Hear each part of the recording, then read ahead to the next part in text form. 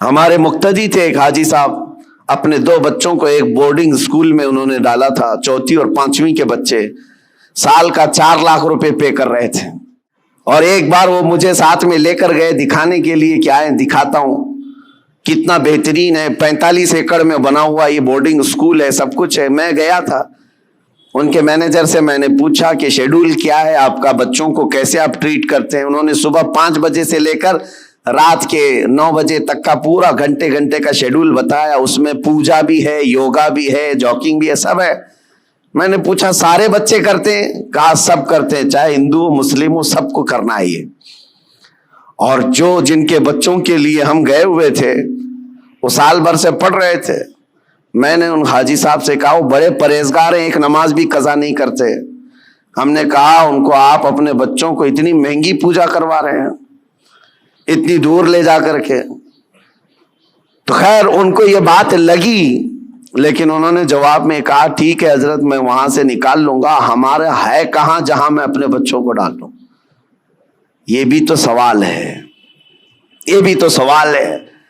ہم نے اپنے مستقبل، اپنے بچوں کے مستقبل کے لیے کوئی لایا عمل بنانا ہی چھوڑ دیا ہے۔ فکر کرو میرے عزیزو، آج ضرورت اس بات کی ہے۔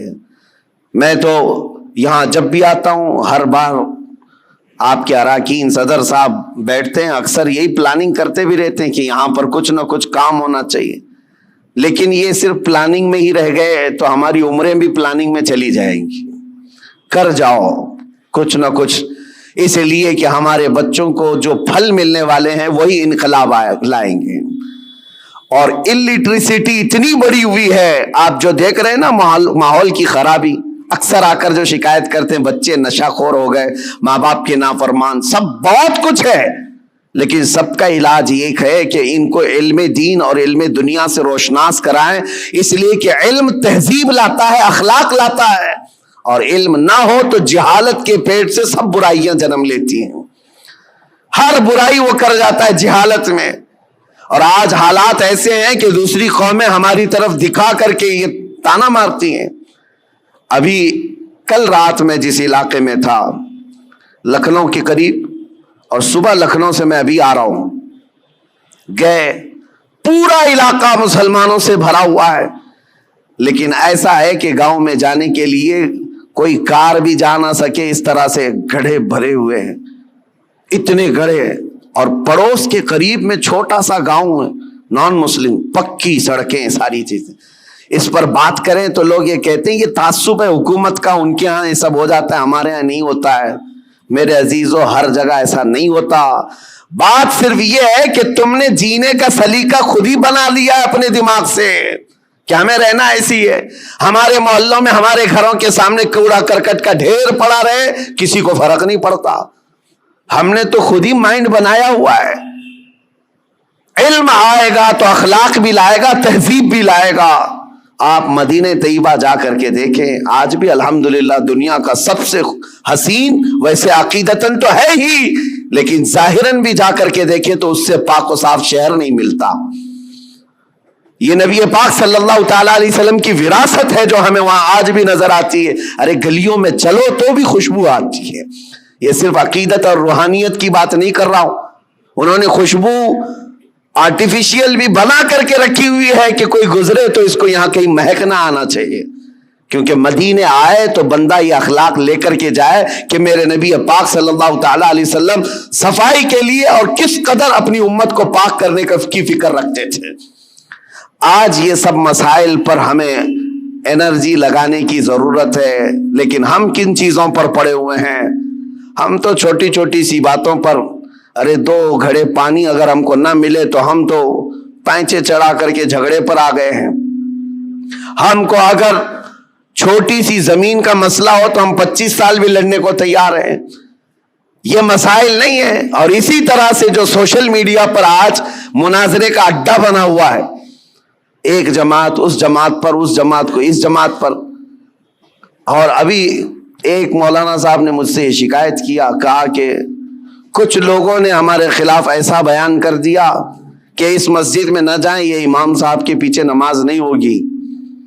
ہم نے پوچھا کہ کیا ان کو تکلیف کس بات کی ہے؟ کہا وہ ایسا ہے کہ سلسلے کی لڑائی ہیں، وہ دوسرے پیر صاحب کے مرید ہیں، ہم دوسرے پیر صاحب کے مرید ہیں، لیکن اس سلسلے کی لڑائی سے ہم نے پوچھا کیا وہ سنی ہے؟ کہا وہ بھی سنی ہے، آپ سنی ہیں، آپ بھی سنی ہیں، اور دونوں اعلیٰ حضرت کے شہدائی ہیں۔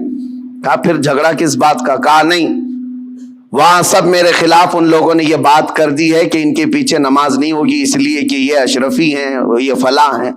میں نے کہا یہ تو غنیمت ہے ان لوگوں کو، سوچے عیسائی تو نہیں ہے۔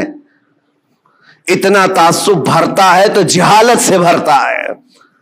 اور کن مسائل پر آج تم لگے ہوئے ہو؟ یہاں تو پوری آگ لگانے کے لیے درندے کود رہے ہیں اور تم اپنے آپس میں گریبان پکڑے ہوئے ہو۔ کیا آپ کو پتا نہیں ہے ہماری پوری جینوسائیڈ کرنے کے پلان بنے ہوئے ہیں، نسل کشی، نسل ختم کرنے کے معاملات چل رہے ہیں، ہماری پوری ناگرکتا، ہماری سٹیزن شپ ختم کرنے کی بات، آئندہ چل کر کے ان کو ووٹنگ پاور تک نہ رہے، یہ پلان ہے سب چیزیں۔ وہ سب چیزوں کو چھوڑ کر کے ہم تو کن مسائل میں الجھے ہوئے ہیں۔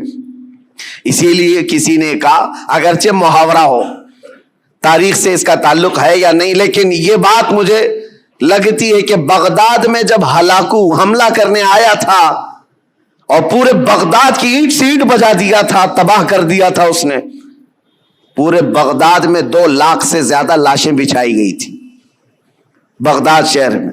لیکن یہ ایک محاورتاً یہ بات کہی جاتی ہے، جس وقت ہلاکو بغداد پر حملہ کرنے آیا ہوا تھا اس وقت 2 جگہ جماعتیں مناظرہ کر رہی تھی مسواک کے بارے میں، 4 انچ کی ہونی چاہیے کہ 3 انچ کی ہونی چاہیے۔ یہ تاریخ سے اس کا تعلق ہو یا نہ ہو، لطیفے کے طور پر ہی کیوں نہ ہو، لیکن بات میں یہ کہتا ہوں اسی کی مثل آج چیزیں کی جا رہی ہیں۔ جو اہم مسائل ہیں ان کو چھوڑ کر کے جو چھوٹے مسائل ہیں ان پر ہماری پوری انرجی ختم کی جا رہی ہے۔ آج کئی مدعے ہیں اس طرح کے بات کرنے کے، لیکن میں صرف اتنا کہنا چاہتا ہوں کہ آج اللہ تبارک و تعالیٰ نے آپ کو عقل سلیم عطا کیا ہے تو فیوچر پلاننگ کریں اپنے بچوں کے لیے اور کچھ نہ کچھ ایسی چیزیں کر جائیں۔ ایک بات اور بتاؤں، بہار میں اتنے جلسے ہوتے میں 365 دن بھی تاریخ دے دوں تو بھی کم ہے ان کے لیے۔ ہم ابھی 2022 کی بات کر رہا ہوں، بہت بڑے جلسے میں گئے، لاکھوں کا خرچہ کرتے ہیں، پوری رات بھر جلسہ ہوتا ہے۔ ایک رپورٹر تھے جنہوں نے انالائز کیا تھا، وہ میرے پاس ایک رپورٹ لا کر کے بتایا کہ حضرت پورے سال بھر میں ایک ہی اسٹیٹ بہار میں 4000 جلسے ہوئے، 4000 جلسے، اور وہاں کے رات بھر چلنے والے جلسوں کو میں نے بہت قریب سے دیکھا ہے کہ اس قدر وہاں پر اہتمام کے ساتھ جلسے کرتے ہیں۔ میں جلسوں کا مخالف نہیں، ٹھیک ہے، دین پھیلانے کا ایک ذریعہ ہے، لیکن ہوتا کیا ہے، انہوں نے کہا کہ کم از کم ایک جلسے میں 5 لاکھ روپے خرچ ہوتے ہیں، اس سے کم نہیں، بلکہ زیادہ سے زیادہ ہم نے دیکھے 10-10 لاکھ 15-15 لاکھ ایک رات کے جلسے میں وہ لوگ خرچ کرتے ہیں۔ منیمم 5 لاکھ روپے خرچ کے حساب سے 4000 جلسوں کا جب یہ رپورٹ نکالی گئی تو انہوں نے سال بھر میں ایک ہی اسٹیٹ میں، یہ غریب لوگوں کی بات کر رہا ہوں، 2000 کروڑ روپے خرچ کیے ہیں۔ 2000 کروڑ روپے راتوں میں یہ خرچ ہوئے ہیں۔ لوگوں کو اگر ایسا لگتا ہے کہ میں جلسوں والا آدمی، مقرر آدمی، روزانہ ادھر ادھر گھومتا ہوں، میں صاف آج اعلان کرنا چاہتا ہوں میرے عزیزوں، میں ایک جگہ بیٹھ کر کے جو پیغام پہنچاتا ہوں اللہ کا فضل ہے، لاکھوں اس کو ویسے ہی سن لیتے ہیں۔ بہت بڑے اسٹیج لگانے کی، کانفرنس کرنے کی ضرورت نہیں، اور نہ ہی میری کوئی خواہش ہے، اور نہ ہی میں کہیں پر نذرانے یا لفافے طے کر کے جاتا ہوں، میرا معاملہ ہے نہیں، لیکن دل دکھتا اس بات پر ہے 2000 کروڑ روپے سال بھر میں ایک اسٹیٹ کے اندر خرچہ ہو گئے۔ ٹھیک ہے، دین پھیلانے کے لیے آپ نے کیے، لیکن دوسری طرف آپ پورا ڈھونڈ کر کے نکالو، مسلمانوں کے لیے ایک یونیورسٹی بھی نہیں ہے پورے اسٹیٹ میں، ایک بھی نہیں ہے، اور ایک چھوٹی سی جماعت جو 0.5 میں جن کا پرسنٹیج آتا ہے ہندوستان میں، وہ ایسے دھرم کے لوگ جن کی تقریباً 11-12 یونیورسٹی ایک ایک اسٹیٹ کے اندر یا پورے ہندوستان کو ملا کر، یونیورسٹی کی بات کر رہا ہوں، چھوٹے کالج کی بات نہیں کر رہا ہوں۔ تو کیا یہ باتوں پر مجھے رکھنا نہیں چاہیے. یہ کوئی میں لفاظی نہیں کر رہا ہوں. کہاں تمہاری رقم جا رہی ہے اور کن مسائل پر انرجی خرچ کر رہے ہو. رات کا جلسہ ہو تو گیا, صبح ان کو پکڑ کر کے پوچھو تو یاد بھی نہیں کیا بیان ہوا کیا نہیں. ہاں ہو کرتے رہے, 8 دن کے بعد پورا ہی بھول گئے. پھر کیا بہت بڑا کام کیا دین کا, کون سی تبلیغ کیا. ہاں اس کی بنسبت, اس کے بجائے اگر کوئی ایسا ادارہ وہاں پر قائم ہوتا تو میں سمجھتا ہوں یہ 4000 جلسے کی بجائے 4 بھی ادارے ہر سال قائم ہوتے رہے, 10 سال کے بعد دیکھو لہلہاتا وہ فصل قائم ہو جائے, امت مصطفیٰ کے لیے ایک بہت بڑا قلعہ بن جائے, ایجوکیشن کے لیے, علم کے لیے.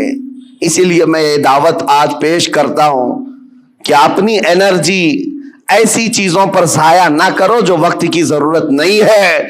ان چیزوں میں اپنا ایک ایک روپیہ خرچ کرو جو امت مصطفیٰ کے فیوچر کے لیے اچھا ہو. اللہ کریم ہم سب کو کہنے سننے سے زیادہ عمل کی توفیق عطا فرمائے. مولا کریم جتنی بقیہ ماندہ زندگی ہے ہماری, ہمارا ہر پل اور ہر لمحہ امت مصطفیٰ کی خدمت میں لگانے کی توفیق عطا فرمائے.